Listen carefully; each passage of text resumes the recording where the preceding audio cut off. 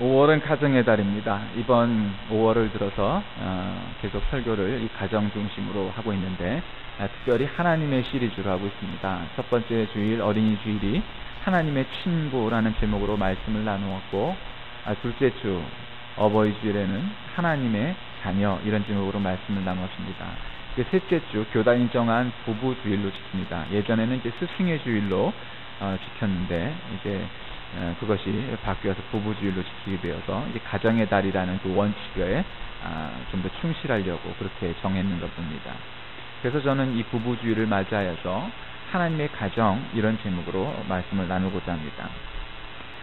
부부지간에 관한 명언과 속담, 결혼에 관한 이야기들은 참 많습니다. 근데 이 부부 사이라는 것이 무촌입니다. 우리나라 옛날 그 관계에 있어서 촌수가 없습니다. 그만큼 가깝다는 것이고, 또 돌았으면 그만큼 또 남이 된다 이런 일일 겁니다. 요즘 우리나라가 연간 3,066상 정도가 이혼을 한다고 합니다.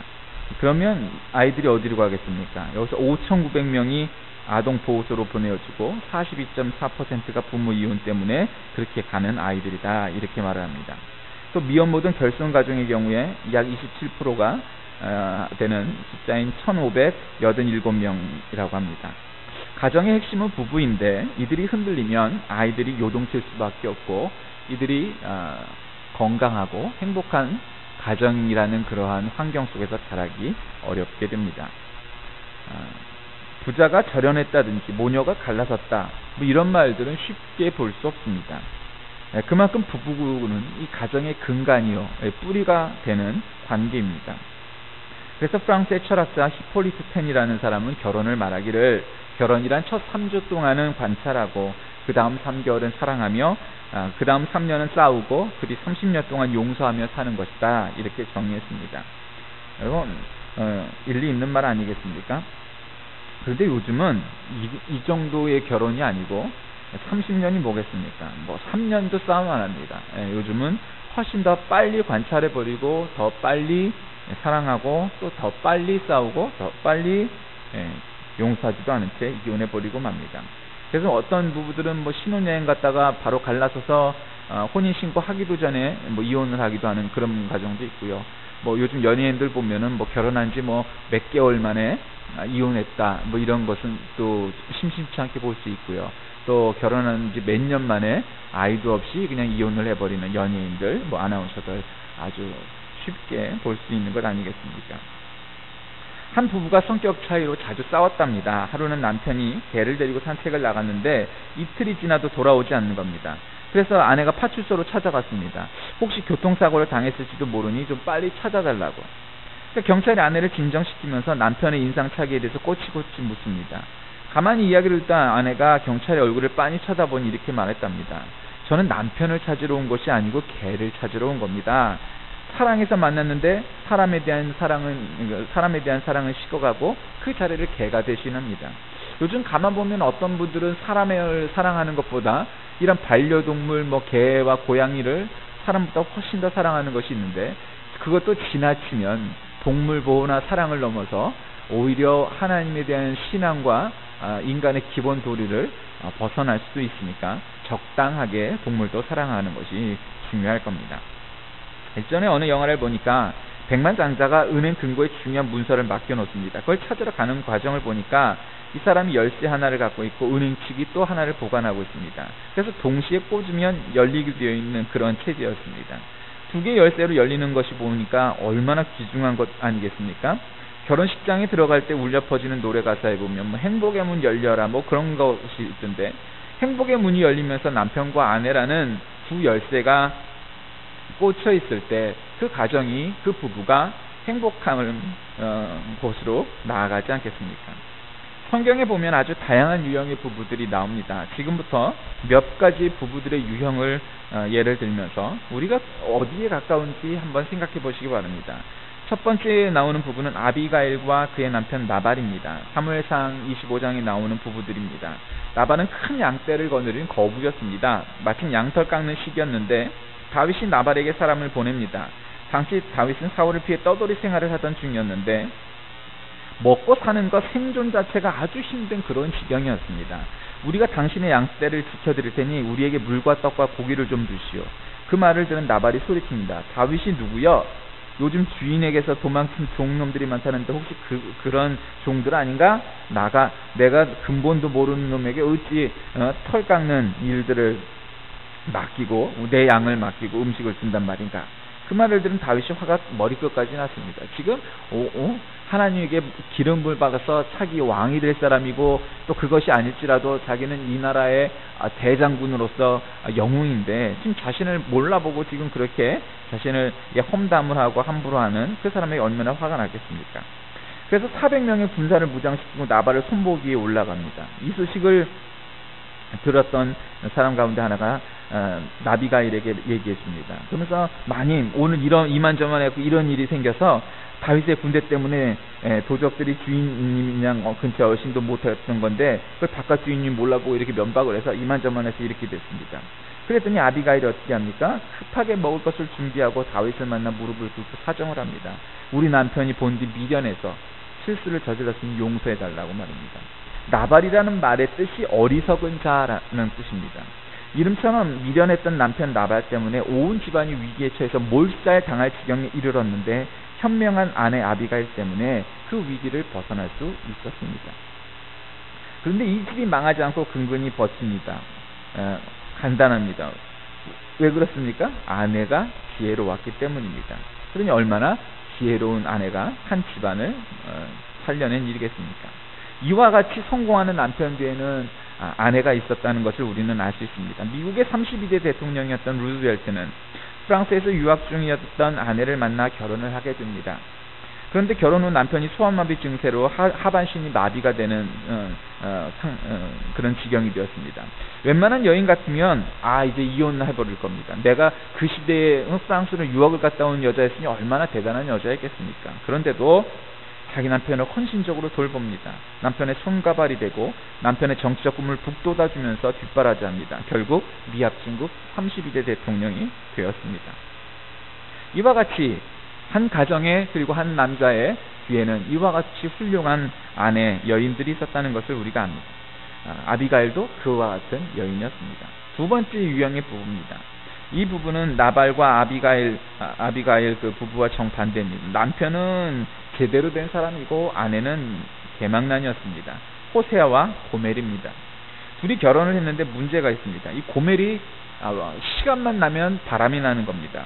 그냥 아침에 나갔다 저녁에 들어오는 그것이 아니고 아주 그냥 한번 가출을 하면 1년씩 나갔다가 들어오기도 하고 그래서 또 남자하고 헤어지면 또 기어들어오기도 하고 그렇습니다. 근데 문제는 돌아올 때마다 배가 불러서 오는 겁니다. 그리고는 집에 와서 아이를 낳습니다. 그렇게 4명의 아이를 낳습니다. 하나 둘도 아니고. 한번 생각해 보십시오. 어떤 남자가 여자가 맨날 가출을 해대갖고 임신해갖고 오는데 누구 애인지도 모르는 애를 여기 와서 낳는데 그 아이를 잘 키울 수 있겠습니까? 그런데 지금 이 남편은 그렇지 않은 겁니다. 이 호세아는 정말 자존심이 있는지 없는지 그 아내 고멜이 그 가출했다가 돌아오면 받아주고 그냥 용서해주고 그리고 그 낳은 아이도 자기 자식처럼 키우는 그런 사람이었습니다. 그러니 얼마나 대단한 사람이었습니까? 근데 이런 엄청난 일 가운데 호세아와 고멜이 우상을 섬기는 영적 가늠한 이스라엘과 그들을 용서하시는 하나님의 사랑을 상징하는 것이 실제 이야기가 아니라고 사람들이 말을 하기도 합니다. 우리는 이들 부부에게서 아비가일이나 나발과 그 부부와는 전혀 다른 부부상을 봅니다. 남편이 아내 때문에 풍비박산난 가정을 살리는 그런 경우죠. 여러분 얼마나 대단한 경우입니까? 유대 격언에 보면 불안과 노여움, 자식, 악처가 남자를 늙게 하는데 그 중에 제일 늙게 하는 것이 악처다 이런 말이 있습니다. 아니 무슨 말씀입니까? 세계 3대 악처가 소크라테스 부인, 마틴 루터 부인, 그리고 요한 웨슬리의 부인인데 이들 남편 셋 모두가 세계적인 인물이 되지 않았습니까? 그것도 다 사실입니다. 그래서 악처가 위인을 만든다 그런 말도 있지 않습니까? 그러긴 하지만 지금 이 고멜과 같은 여인은 한 가정의 소중함 이런 것 전혀 없이 오직 그냥 바람이 나서 남의 남자의 아이를 낳아오기만 하는 아주 못된 여인이었습니다. 세 번째 부부입니다. 이 두 부부는 뜻이 아주 잘 맞는 부부였습니다. 몸과 마음 모두가 통하는 정말 한 몸이 된 부부였습니다. 그런 면에서 보면 아주 이상적인 부부입니다. 그런데 어떤 뜻이 맞았느냐 하는 것이 중요하죠. 바로 아나니아와 삽비라입니다. 예루살렘 공동체가 자기의 재산을 팔아 교회에 가져오고 그 중에서 자기의 필요치만 자기가 쓰고 나머지는 필요한 사람들에게 나누어주는 유무상통의 공동체를 실현했던 아주 공산주의의 현현이었습니다. 그것을 보고 공산주의 이론이 나오기도 했으니까요. 근데 이들 부부는 한 뜻을 갖고 있었습니다. 그건 뭐냐면 현금을 손에 쥐니까 욕심이 생겼던 겁니다.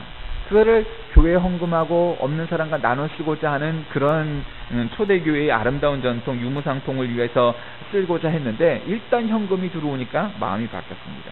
그래갖고 그것을 숨겨놓습니다. 그리고 하나님에게 죄를 저지릅니다.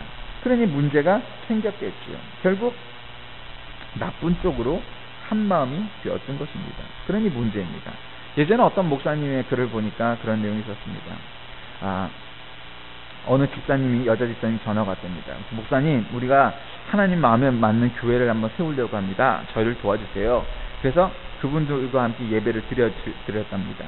근데 그 집사님이 그렇게 기도 많이 하던 아주 1등 대장인 그런 집사님이었는데 마침 창립 장소도 정하고 날짜도 정하고 기념품은 뭘로 할 건지 그리고 담임 목회자도 누구로 할 건지 다 정했습니다. 그래서 한 주일만 있으면 이제 창립 예배를 드리고 교회를 이제 개척한 이제 그런 지경이 됐습니다. 그런데 화요일에 전화가 왔답니다. 그 집사님이었는데 갑자기 예배 장소를 옮기자는 겁니다. 왜냐하면 처음 정했던 곳이 재산 다툼이 벌어질 수 있어서 문제가 될 수 있는 소지가 있다는 것입니다. 그래서 그럼 좀 더 기도해 보십시다 하고 미뤄놨답니다. 그 다음에 또 그 남편한테서 전화 왔답니다. 오늘 뵙겠습니다. 그리고 나서 암만 생각해도 교회 세우는 것이 좀 이른 것 같습니다. 좀 더 기도해 보다가 교회를 개척합시다. 그랬다는 겁니다. 결론은 교회를 한번 마음껏 개척해 보려고 했습니다. 물론 이제 신앙에 좋은 뜻도 있었지만 지금 섬기고 있는 교회 목사님과 뭐 여러 가지가 마음에 안 맞았던 것이죠. 그래서 이제 내 맘대로 주무를 교회를 만들고 싶었는데 그래서 교회를 평신도 주도로 교회를 세우려고 마음을 해놓고 목회자도 모셔서 내 뜻대로 주무르려고 했던 겁니다. 그런데 막상 개척교회라고 이렇게 해보려고 하니까 이 담임 목회자 사례비니 뭐니 10가 정도 안 되는 그런 작은 무리가 그걸 감당하려고 생각을 해보니까 주축이 된 자기가 금전적인 투자가 너무 많이 드는 겁니다. 손실이 너무 큰 겁니다. 그래서 교회를 개척을 못했다는 겁니다. 여러분, 교회를 개척하고 또 하나님의 일을 하는 것들이 거기에서 뭔가 경제적인 재물적인 생각을 갖고 산다면 우리가 그 이와 같은 일들을 감당할 수 있겠습니까? 이미 그 사람은 하지 말아야 될 일을 아주 잘한 겁니다. 개척하면 큰일 날 겁니다. 그리고 잘 되면 더 큰일 날 겁니다. 그런데 결국 교회 개척을 못하게 되었다는 겁니다. 여러분, 아담과 하와를 보면서 우리가 무엇을 생각할 수 있겠습니까? 인간이 본래 악을 향한 의지에 있어서 하나 되기는 참 쉽구나 하는 것 아니겠습니까? 여러분, 한 사람 바보 만들고 한 사람 나쁜 사람 만들기 얼마나 쉽습니까? 우리나라 민족들이 그런 성향이 좀 있지 않습니까? 예전에도 소고기 문제 때문에 촛불 하나 들고 나가서 물론 그럴 만한 일이기도 했지만 지나쳤습니다. 그리고 더 지나쳤던 건 얼마 지나지 않아서 미국 쇠고기 엄청 잘 먹어댔습니다. 그리고 이게 뭡니까? 어떤 군중 심리에 휩싸여서 우리가 그냥 한 사람 바보 만들고 한 사람 나쁜 놈 만들기 쉽다는 것 아니겠습니까? 나쁜 일에는 그와 같은 일이 있습니다. 바로 그 부부가 그와 같았습니다. 자, 네 번째 부부입니다. 이들도 마음과 몸이 하나가 되는 아주 잘 맞는 부부였습니다. 그리고 하나님의 사랑을 아주 많이 받았던, 하나님이 정말 사랑하셨던 부부입니다. 이들을 가리켜서 우리는 최초의 부부 선교사다 그렇게 말할 수 있습니다. 이들의 이름이 누굽니까? 브리스길라와 아굴라입니다. 이 두 부부의 이름이 신약성경에 6번 기록되어 있는데 대개 남편 이름이 먼저 나오는 데 비해서 이 브리스길라와 아굴라는 여자의 이름, 아내의 이름이 먼저 나옵니다. 그럴 만한 이유가 무엇이었는가 하면 첫 번째로는 이 브리스길라가 로마 귀족 출신이었고 아굴라는 유대인이었는데 천막 만드는, 바울과 똑같이 천막장이었습니다. 그런 평민 출신이었습니다. 그러나 이것보다 더 실제적인 이유는 브리스길라가 선교사에 계셔서 아주 주도적이었고 더 중요한 역할을 했고 더 믿음이 돈독했던 사람이었기 때문이다. 학자들은 그렇게 말합니다. 어쨌든 이들이 사도행전 18장에 보면 나오는데 이들 부부가 고린도로 이주해서 살고 있음을 보여줍니다. 여기서 바울을 만나게 됩니다. 정확히 말하면 아덴인데 아덴에서 사역을 마친 바울이 고린도에 도착해서 이들 부부를 찾아갑니다. 그래서 천막 만드는 직업을 가지고 있었던 바울이 이 아굴라와 동업을 하게 됩니다. 그래서 자연스레 바울이 이들 집에 거하게 됐는데 1년 반을 묵으면서 이들 부부의 집은 고린도 사역의 전초기지가 됩니다. 그뿐 아닙니다. 바울이 고린도를 떠나자 이들은 자기 사업을 정리하고 바울을 따라 함께 에베소로 옵니다. 바울은 이들 부부에게 에베소 지역을 맡기고 자신은 안디옥으로 가서 3차 전도 사역을 벌이게 되는 겁니다. 이들은 에베소에 있으면서 중요한 사역을 했는데 그 중에 하나가 바로 아볼로를 양육한 사건입니다.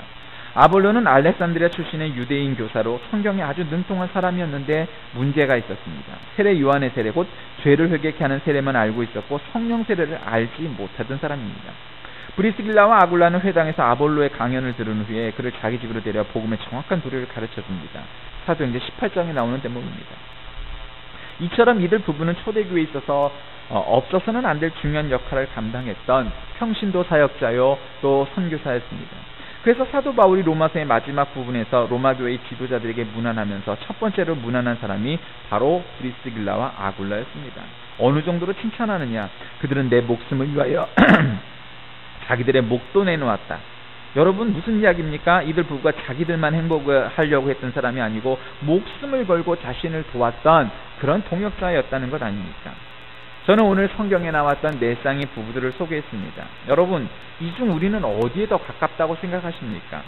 어리석고 무능한 남편입니까? 현명한 남편입니까? 아니면 그런 아내입니까? 아니면 세 번째 나왔던 아나니아와 삽비라 혹은 아담과 하와처럼 죄를 짓고 악을 행하고 하나님의 뜻에 어긋나는데 한마음이 되었던 사람들입니까?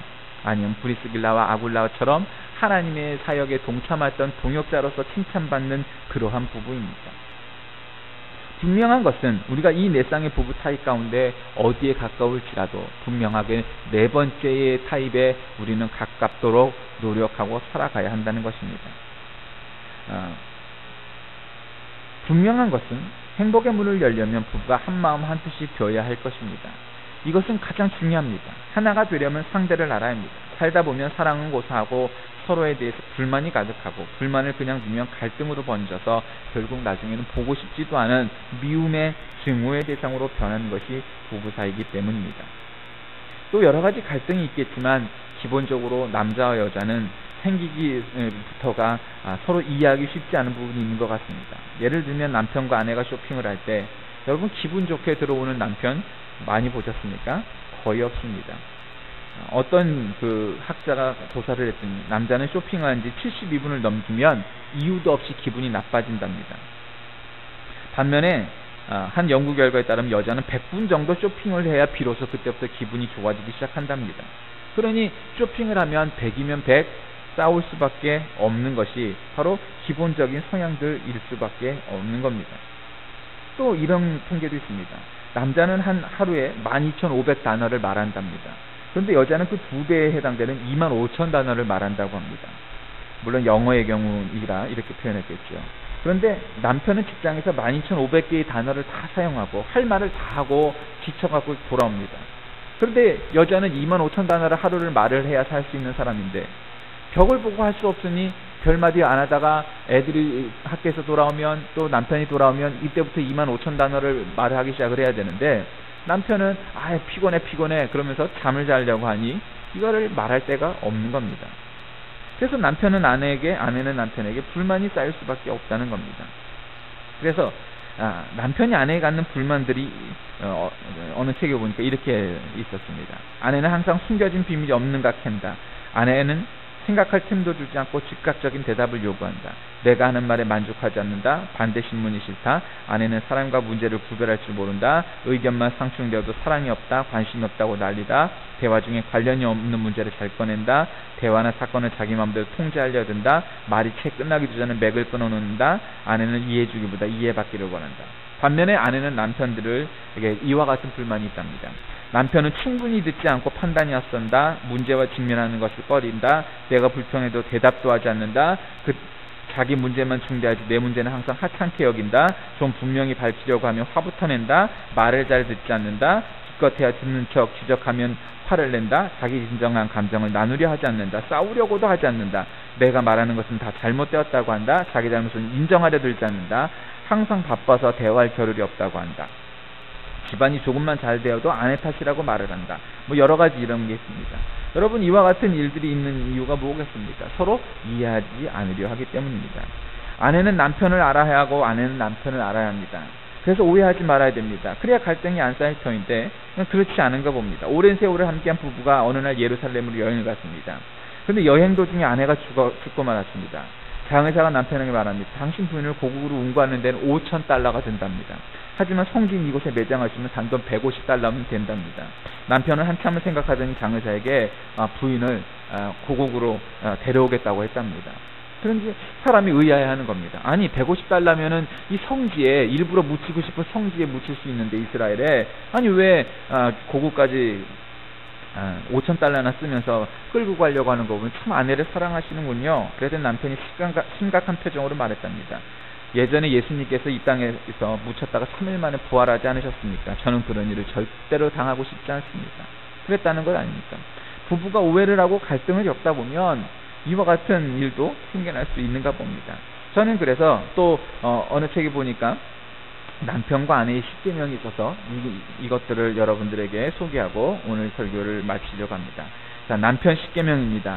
남편은 아내가 하는 모든 일에 관심을 가져라. 아내의 생일과 결혼 기념일을 기념해 주어라. 아내의 사랑스러움을 가꾸는 정원사가 되라. 주부로서의 아내의 위치를 존중하고 감사하라. 가정의 모든 일에 대해 아내와 대화하라. 아내의 마음에 상처를 주는 농담이나 행동을 삼가라.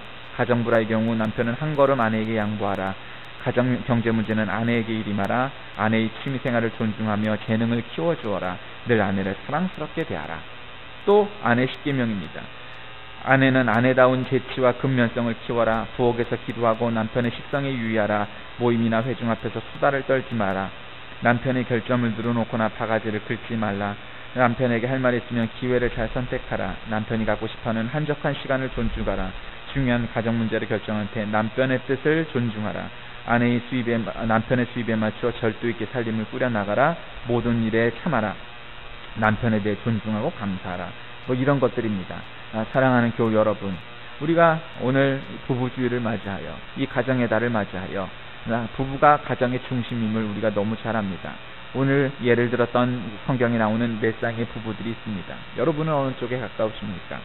우리가 참으로 주님을 우리의 주님으로 고백하는 가정은 오늘 본문 말씀처럼 남편은 그리스도처럼 교회를 사랑하고 아내는 주님을 섬기듯 그렇게 남편을 사랑한다면 모든 부부들이, 모든 가정들이 참으로 행복한 가정이 될 것입니다. 하나님의 가정, 그것은 바로 사랑과 존경이 넘치는 그러한 부부가 될 때 행복한 가정은 시작될 겁니다. 경제적으로 또 다른 문제가 조금 어렵고 힘들지라도 서로 사랑과 존경이 있다면 아름다운 하나님의 가정을 이룰 수 있지 않겠습니까? 이와 같은 가정 다 이루시는 부부들 되시길 주의 이름으로 간절히 축원합니다. 기도하겠습니다. 하나님 아버지 감사합니다. 하나님의 가정, 바로 그것은 서로 사랑하고 존중하는 데 있음을 우리가 너무 잘 압니다.